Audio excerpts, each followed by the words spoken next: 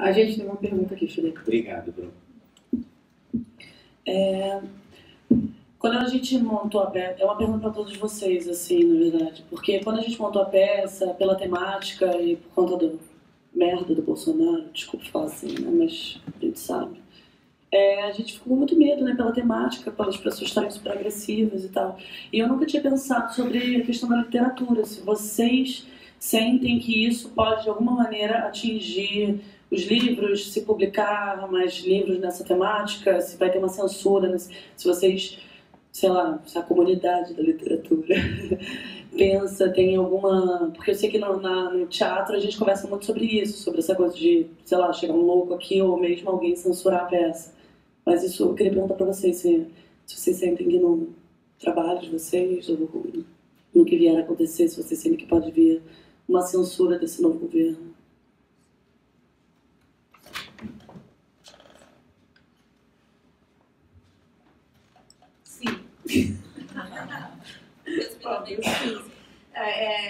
Isso é uma coisa muito séria, porque a gente ri da mais, a gente ri das bobagens todas que esse Ministério do Entretenimento, né, faz pra gente. Só que é uma coisa muito séria.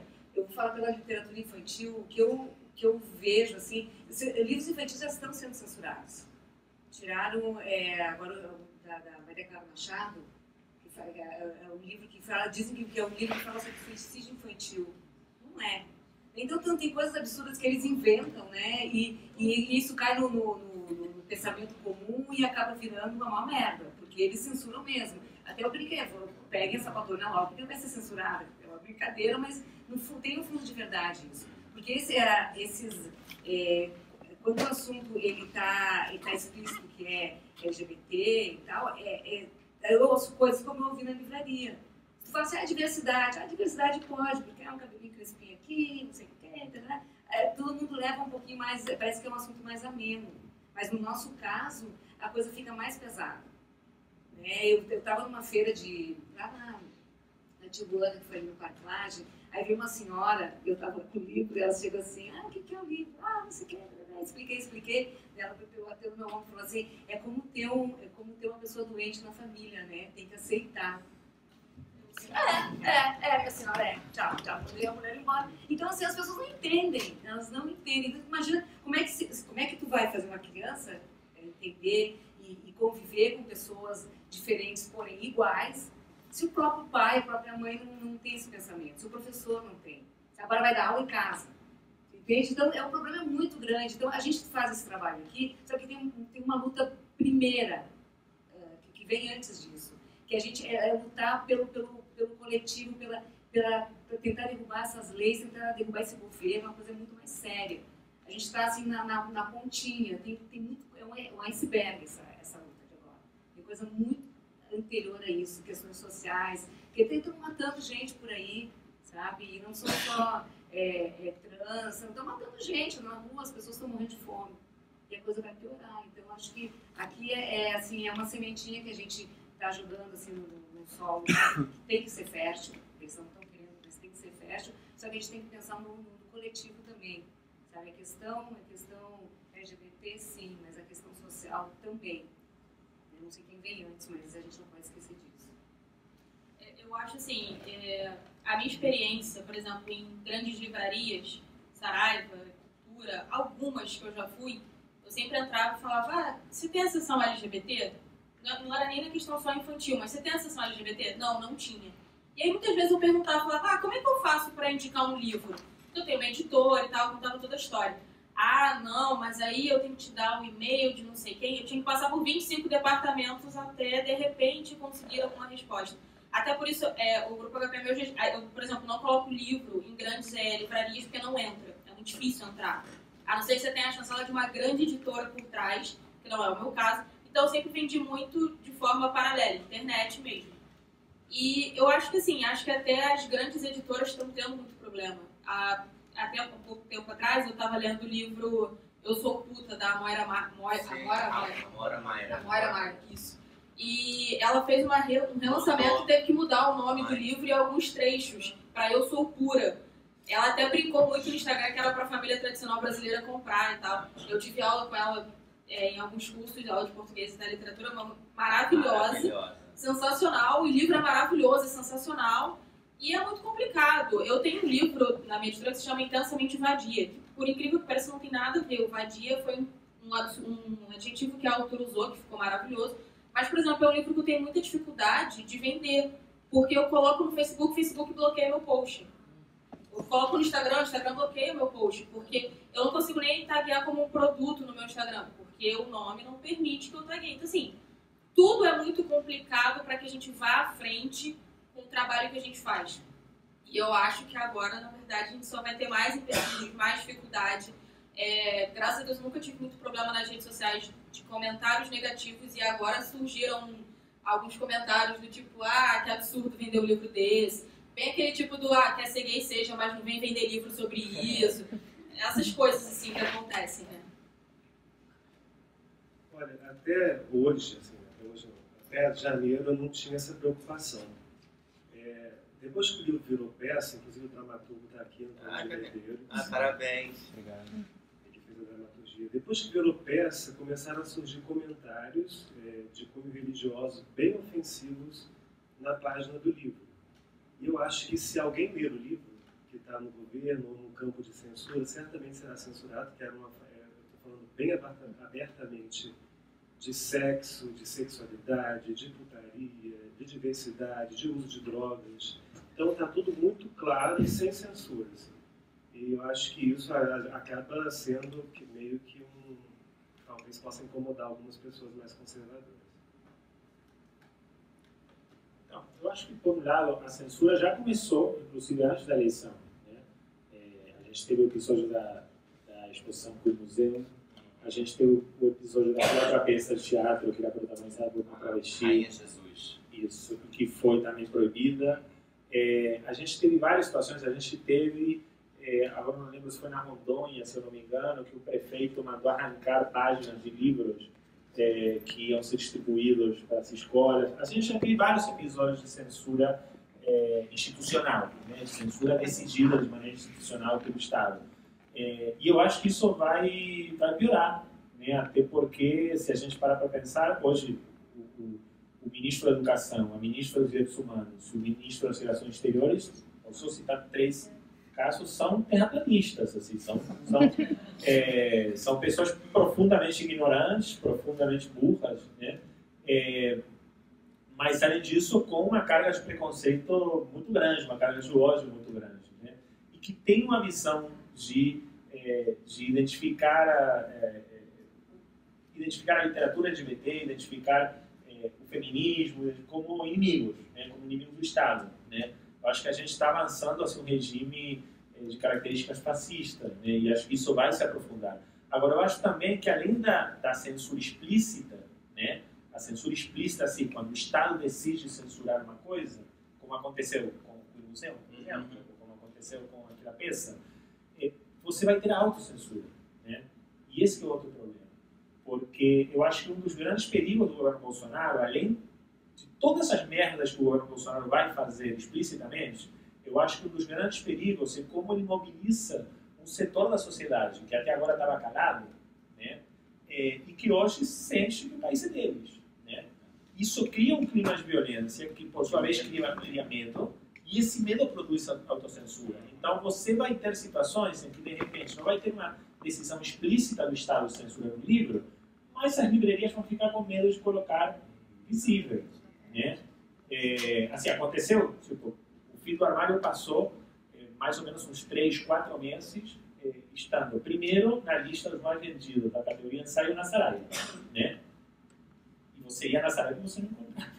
Você tinha que pedir para o vendedor para ir buscar porque estava escondido, né? E mesmo assim estava primeiro na lista dos mais vendidos da categoria ensaio. Então, assim, muita gente também tem essa autocensura. Os caras veem a capa do livro e falam, não, esse livro melhor não coloca visível, guarda lá no fundo. Então, eu acho que isso, infelizmente, vai acontecer. E aconteceu essa semana com um filme que ia ser a estreia e que, assim, surpreendentemente, né, a produtora decidiu passar direto para o streaming e não estrear no cinema. Claro que depois eles disseram que foi uma decisão comercial, não sei o quê, mas assim, estava planejado que o filme estrearia e depois das eleições decidiram não estrear.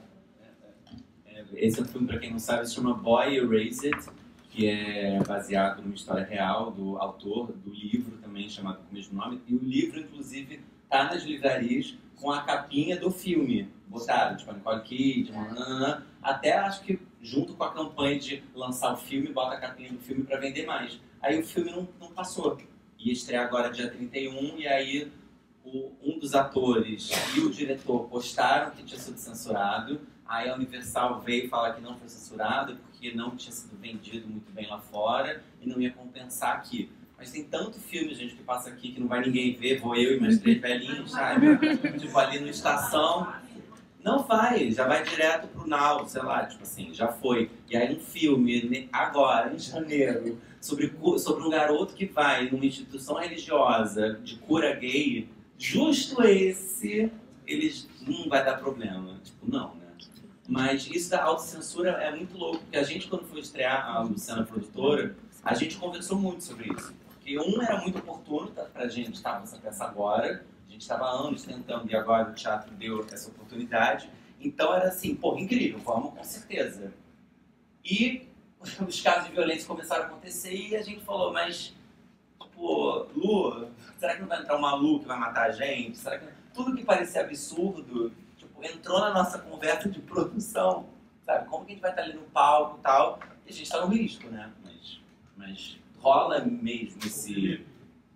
Oi. Você falou de entrar uma aula aqui da motivo de vocês. O primeiro dia que eu estou vendo pela segunda vez, né? Adoro a peça. Obrigado. E eu fiquei muito emocionado com a peça por conta de tudo isso que estamos falando aí, que foi dito. E eu pensei nisso, quando você veja aqui o seu colega na boca de cena, parece que a gente está piorando. Diante disso tudo, parece que a gente está piorando. Eu vou fazer uma peça do Luiz Valdo, que é o Giovanni, não sei se você conhece. Sim, que acabou de ser relançado, inclusive, o quarto de Giovanni. No final dos anos 90, parecia mais fácil. Engraçado isso. Desabafo, tá?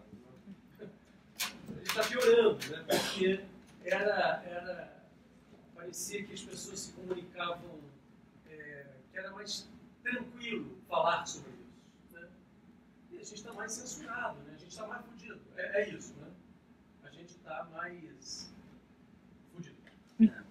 Isso pra mim bate muito louco, assim, e pra mim faz todo sentido o que você tá falando, e a minha loucura de resistência é essa, tipo, eu ainda acho, tipo assim, quer saber, acho que esse maluco nem vai no teatro, sabe, tipo, acho que ele nem assiste teatro, tipo, acho que ele tá em casa, sei lá espalhando fake news, tá ligado? E aí, ao mesmo tempo, por isso que eu acho simbólico, assim, eu acho tudo muito simbólico, eu acho que a literatura, enfim, até pelo canal, pela minha experiência, lendo os 2 anos, fazendo, enfim, um livro por semana, eu tô lendo que nem um louco, e as pessoas têm uns feedbacks muito assim, nossa, mas esse livro, essa Arte de Ser Normal, que é um livro sobre uma garota trans, uma menina trans de São Paulo viu o vídeo e falou assim, cara, esse foi o livro que eu peguei, li, mostrei pra minha mãe, falei, mãe, lê. Aí a mãe leu e ela falou, eu sou que nem essa personagem, mãe.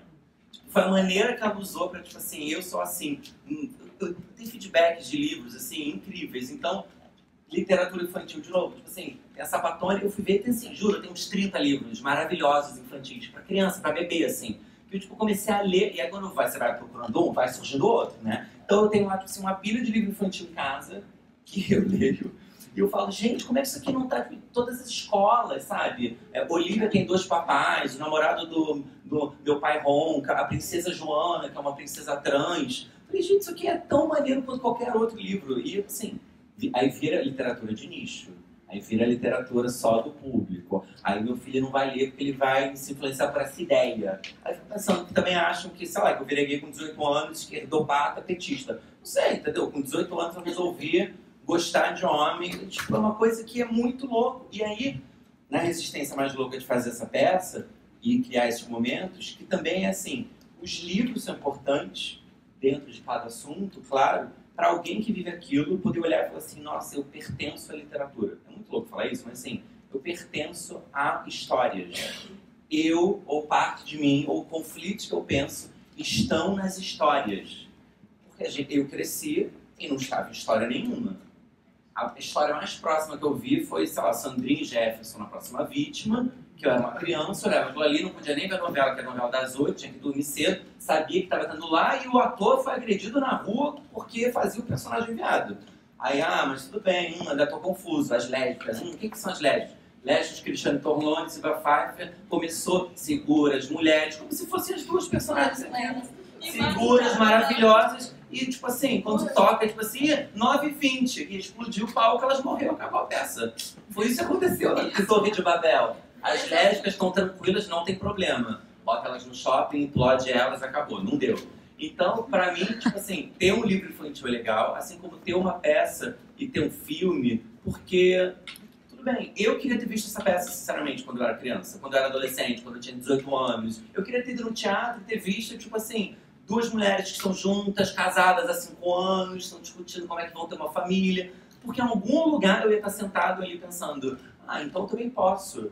Nossa, uma história como a minha, ou parecida com a minha. Então por isso que eu acho que tem que criar esse espaço, seja com livro, seja com filme, e é por isso que eu acho que é bizarro o filme não passar, aí é por isso que é bizarro o personagem gay também muitas vezes só ser estereotipado, na teledramaturgia também. Tipo, eu mesmo como ator assumidamente gay, as pessoas você vai fazer coisa gay?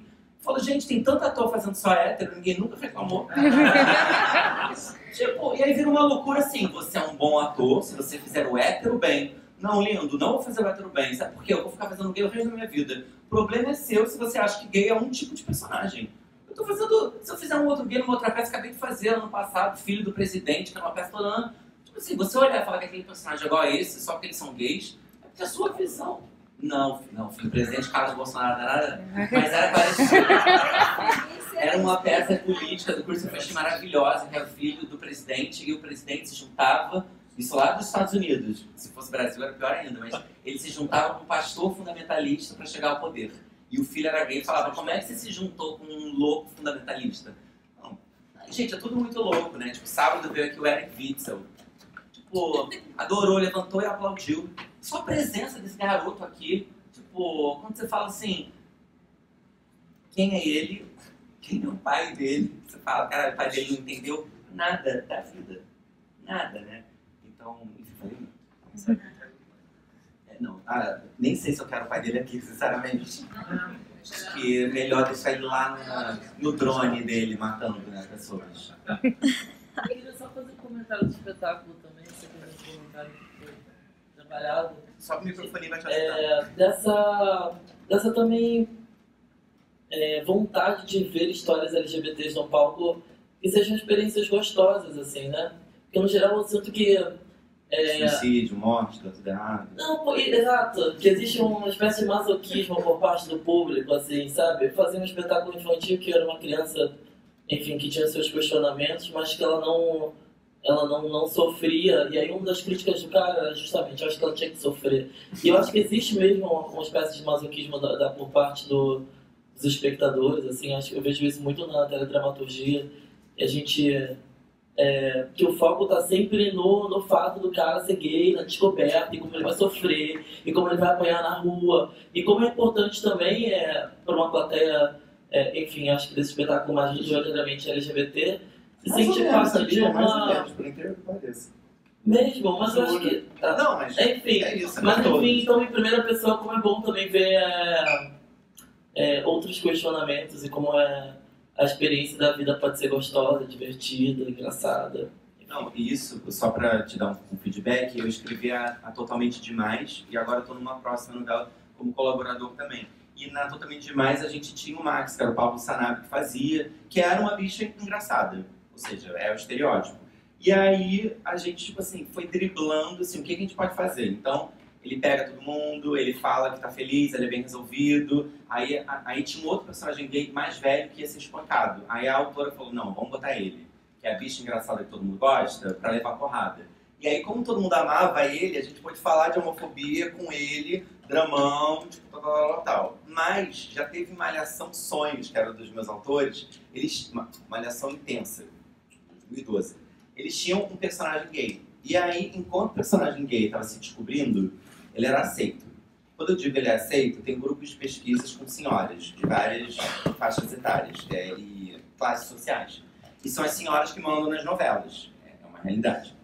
Então, depois de um mês de novela, tem a pesquisa. E todas adoravam o menino, porque o menino está se descobrindo, era bom porque era no horário das 5 que dava para falar. Ah, não, mentira, isso em 2012 era ok, porque depois melhorou. Agora tá melhor. Agora elas pedem para que tenha Malhação personagens LGBTs, porque elas querem, pelo personagem, falar ou entender a filha, ou entender a amiga da filha, ou entender não sei o quê, que eu acho que é um retrato de uma geração de 15 anos, 14 anos, 16 anos, que tá na escola batendo cabelo, vendo o RuPaul e falando, lindo, já somos aqui.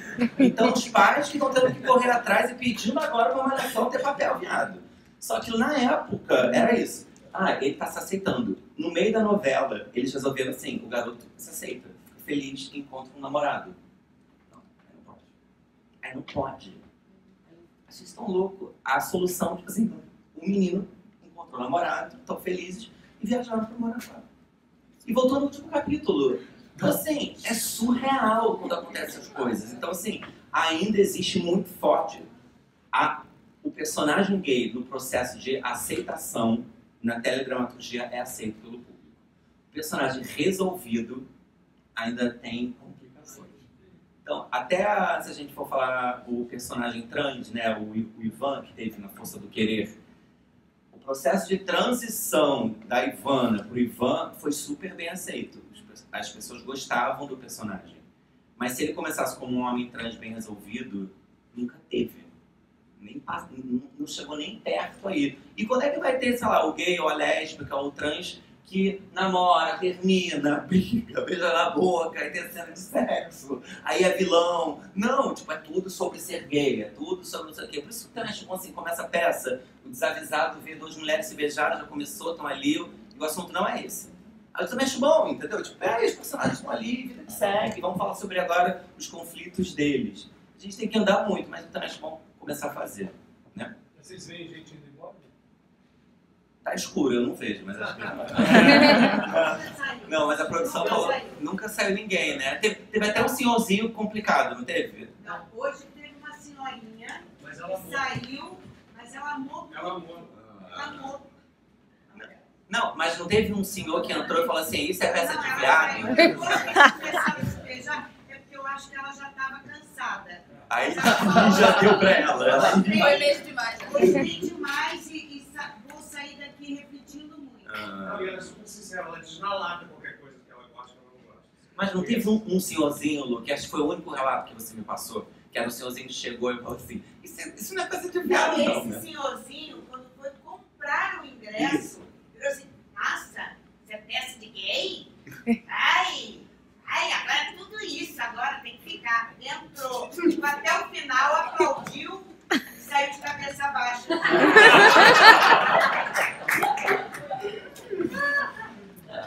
Agora, no infantil de tarde, Teve, né? teve um senhor que escancarou e fez um escândalo dizendo como só porque o menino estava usando uma saia.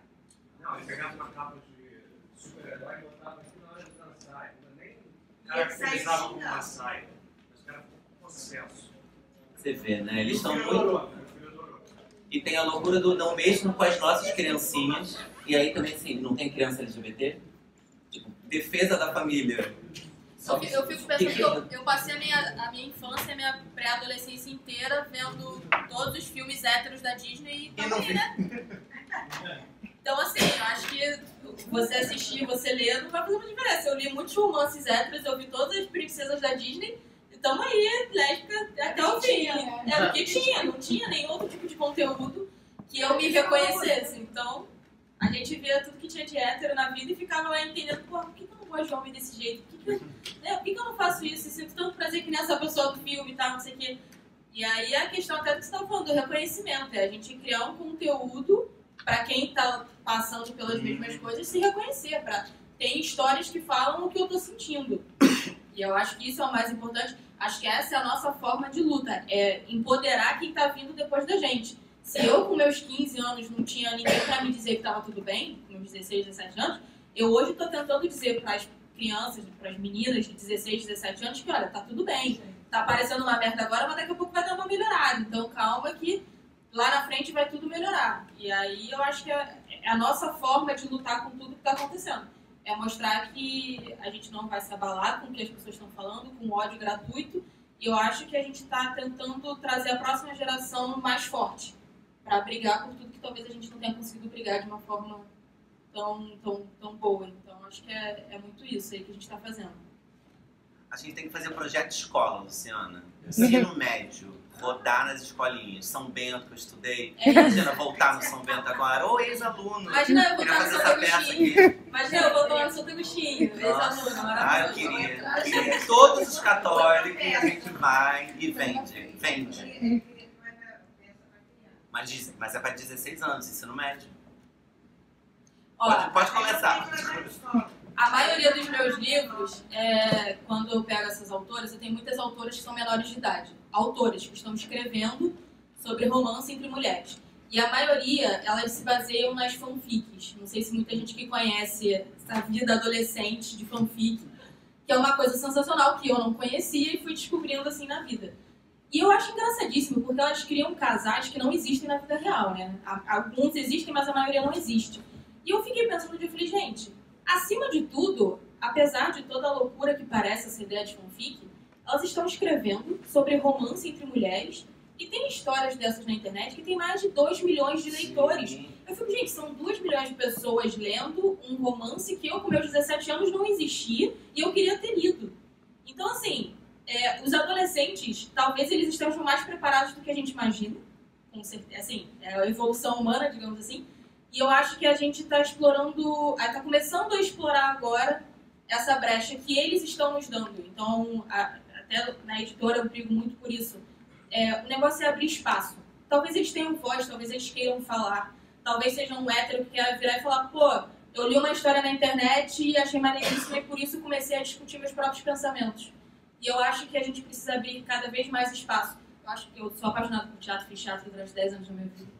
Foi onde eu comecei a escrever, então assim, acho que teatro é um espaço para isso. Acho que é o melhor lugar. Eu costumo dizer que as palavras vão mudar o mundo, mesmo que seja o mundo de uma única pessoa.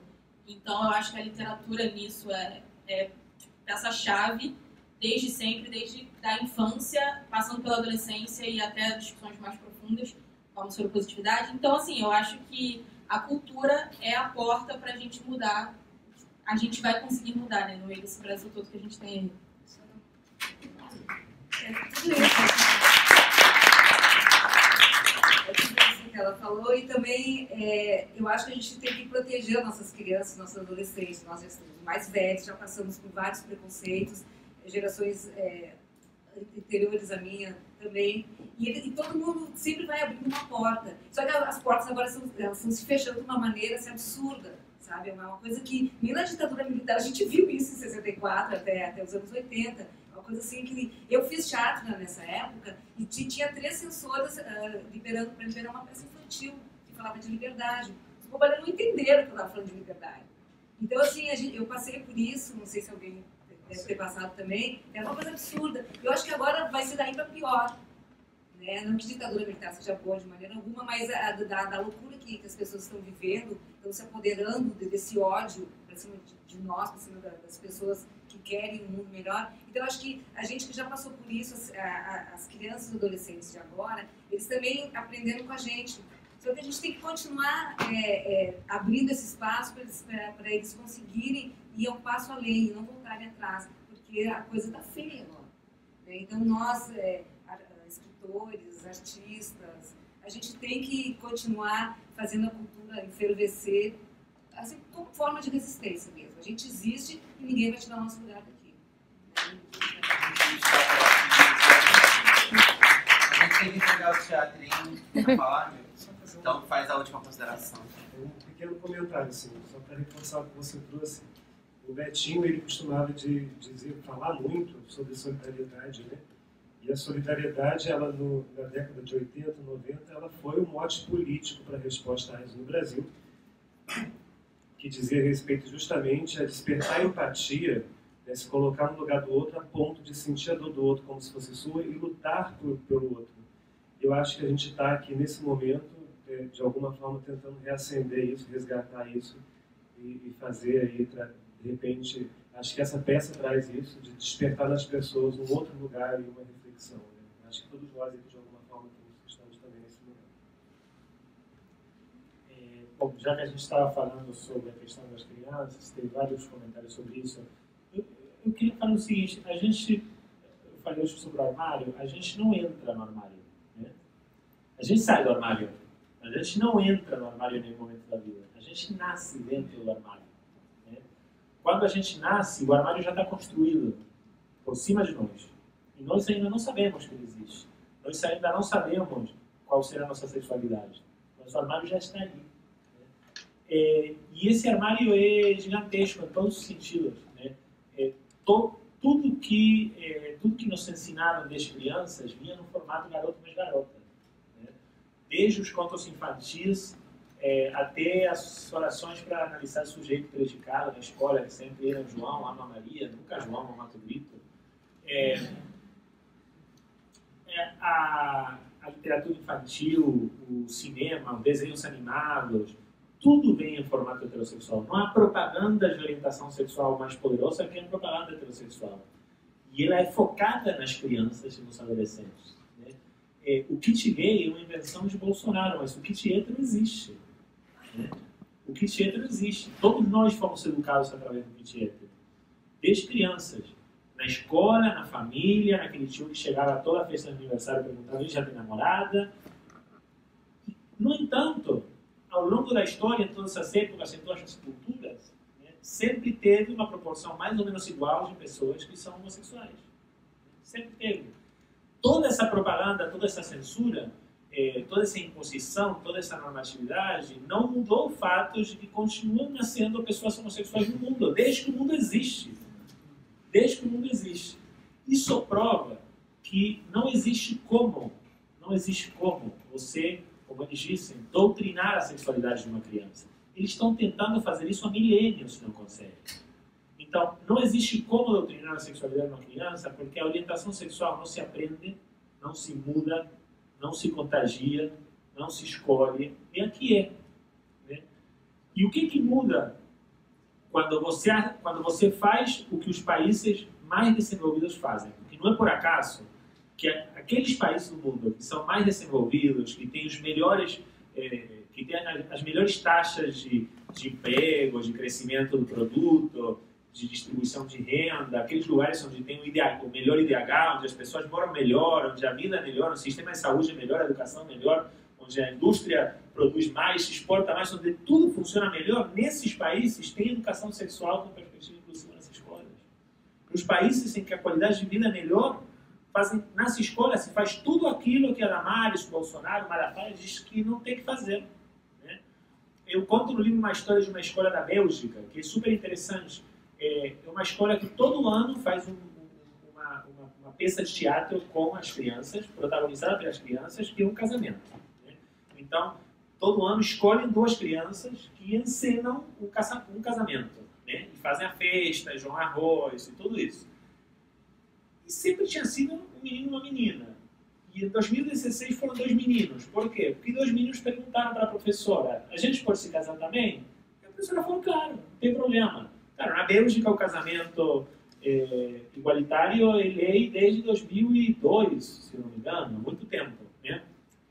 E eles fizeram o casamento, dois meninos se casaram, é uma cerimônia pública que se faz no Teatro Municipal. Todos os pais de todos os meninos da escola, os professores, a família, todo mundo foi lá, assistiu, aplaudiu, todo mundo chorou, se emocionou, abraçou as crianças. Não teve nenhum pai, nenhuma mãe que tenha achado isso errado. O que eles estavam ensinando com esse exercício pedagógico não era homossexualidade. Da mesma forma que nos anos anteriores, o que estava sendo ensinado não era heterossexualidade. O que eles estavam ensinando é o que é um casamento. Ou seja, a ideia era que os meninos aprendessem o que significa um casamento. Agora, os casais de menino e menina que se casaram simbolicamente em todas essas cerimônias anteriores, a gente não sabe se quando eles crescerem vão ser héteros ou não. E esse casal de meninos não eram namorados, a gente não sabe se serão gays, simplesmente eles queriam aprender o que era o casamento. E nessa sociedade, e nessa cultura, ninguém achou que tivesse qualquer problema que o casamento fosse entre dois meninos, né? Bom, por algum motivo a Bélgica tem um dos melhores índices de desenvolvimento humano do mundo, a economia anda ótima, né? As pessoas vivem muito melhor, a saúde é melhor, a educação é melhor, tudo é melhor, a segurança é melhor, quase não tem assassinatos. Então, assim, os países mais desenvolvidos do mundo fazem isso, né? O que acontece quando você trabalha desde a escola, né, a diversidade sexual? Não vai acontecer que nenhuma criança vai mudar a sua orientação sexual por causa disso. Agora, vai acontecer que aquele menino viado que está na escola, porque, gente, nós não nascemos com 18 anos, nenhum de nós nasceu com 18 anos, né? Então, todos nós fomos crianças viadas em algum momento da vida, né? Então, aquela criança viada que está na escola, quando na escola se trabalha a questão da diversidade sexual de uma maneira positiva, aquela criança vai, pela primeira vez, sentir que não está sozinha no mundo. Aquela criança vai parar de ter medo de si, de ter vergonha de si, vai se sentir melhor, vai se sentir aceita, vai aprender que não tem nada errado nela, né? E vai ser mais feliz na vida. Você vai poupar um monte de sofrimento para essa criança. E aquela outra criança que é heterossexual não vai deixar de ser heterossexual por causa disso. Agora, provavelmente vai crescer como uma adolescente, um adulto heterossexual não preconceituoso.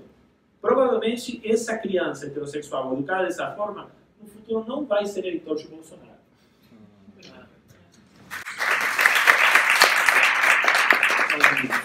Obrigado, gente, pela presença. Boa noite a todos. Vamos entregar o teatrinho, Lu? Tá bom.